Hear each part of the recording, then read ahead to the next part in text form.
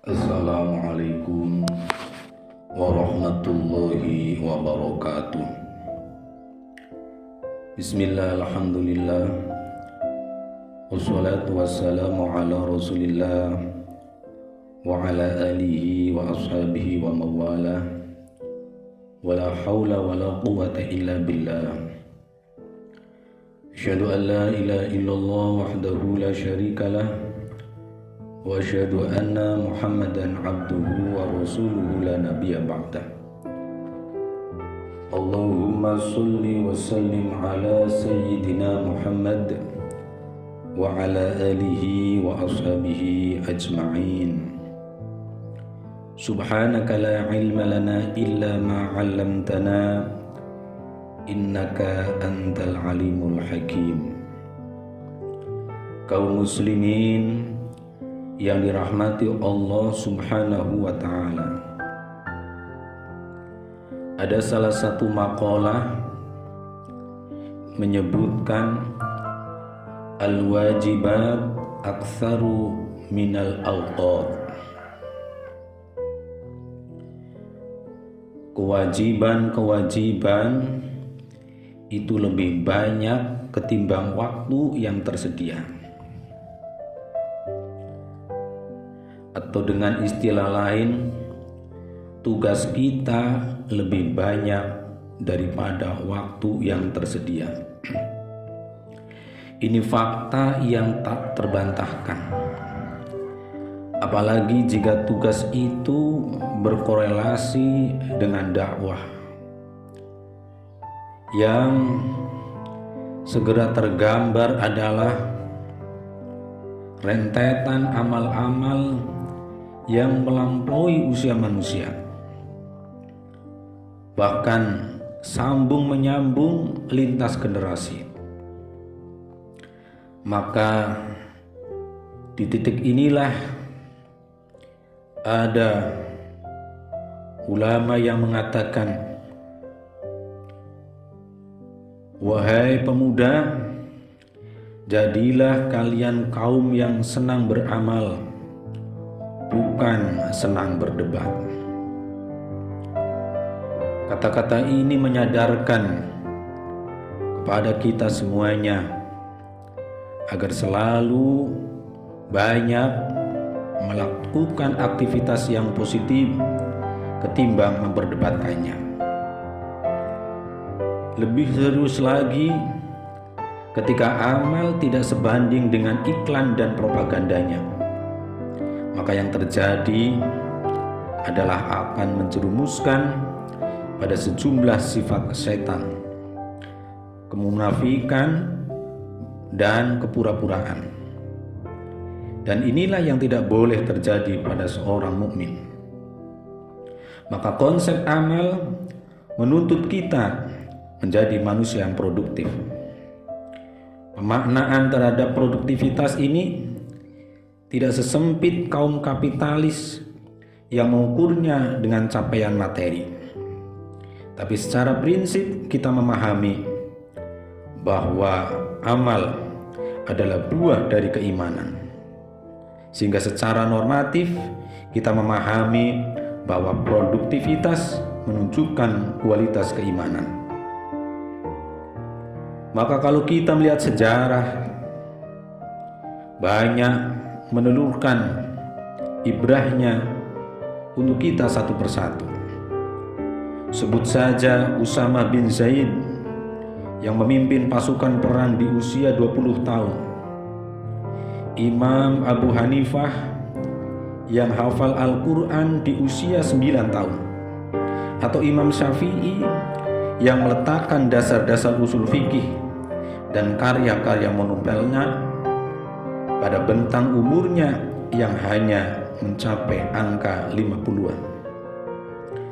Maka dalam tataran praktis, setiap kita bisa merasakan betapa kekuatan amal sangat dipengaruhi sejauh mana kekuatan hubungan kita dengan pemilik amal itu sendiri, yaitu Allah Subhanahu wa ta'ala.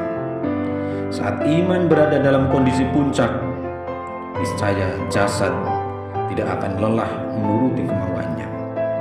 Namun sebaliknya, saat kualitas ruh sedang terjun bebas, maka tubuh sehat dan kuat pun menjadi nirpotensi, tidak punya potensi.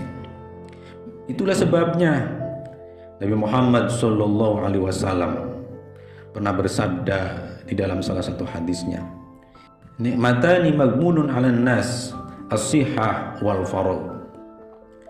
Ada dua nikmat yang paling banyak menjerumuskan manusia, yaitu nikmat sehat dan waktu yang luang.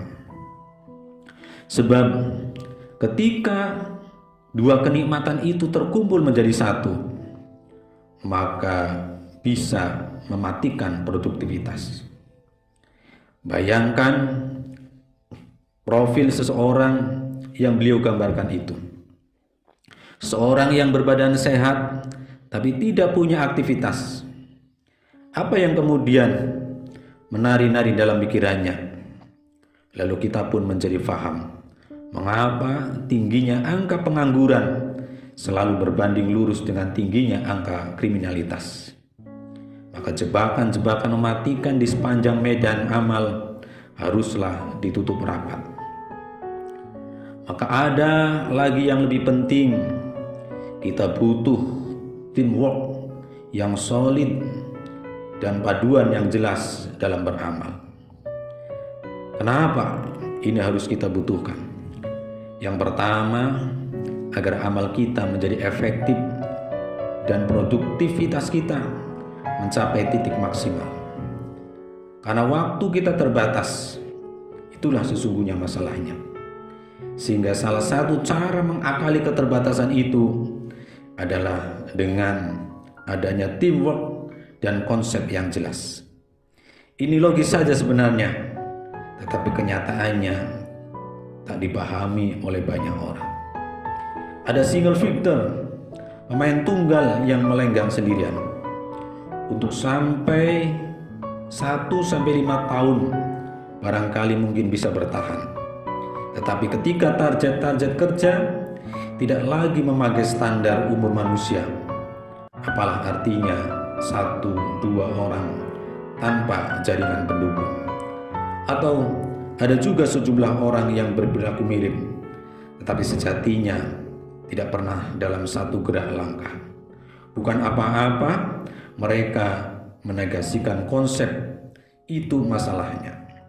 Sehingga jadilah amalnya menjadi sporadis dan tidak terukur.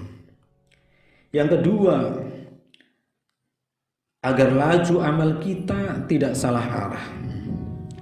Ini juga sekaligus menghindarkan agar jangan sampai seorang muslim menemui dirinya dalam kondisi tidak tahu apa yang harus dikerjakan. Faktanya, dalam konteks amal, realitas kehidupan kita sering mengagungkan lakon ironis. Seorang yang sudah berlelah-lelah melakukan amal yang banyak, tapi sejatinya tidak berbuat apa-apa dalam konteks membangun peradaban umat. Atau malah ada yang memilih jalan nekat dengan menebar teror dan kekerasan.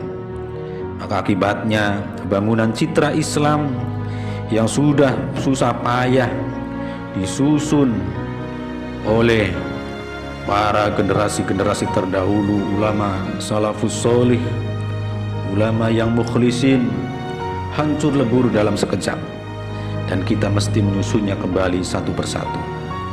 Maka kesimpulannya, dalam konteks amal ini, kita tidak saja dituntut berbuat sebanyak-banyaknya, tetapi berbuat yang banyak, yang baik, dan terkoordinasi dalam tahapan dan menuju arah yang benar. Memang sulit dimengerti, tetapi bagi orang yang memahami dalam konsep berjamaah, insya Allah ini adalah tidak sulit. Mudah-mudahan ada manfaatnya. Astagfirullahaladzim. Wallahul muwaffiq ila aqwamit thoriq. Assalamualaikum warahmatullahi wabarakatuh.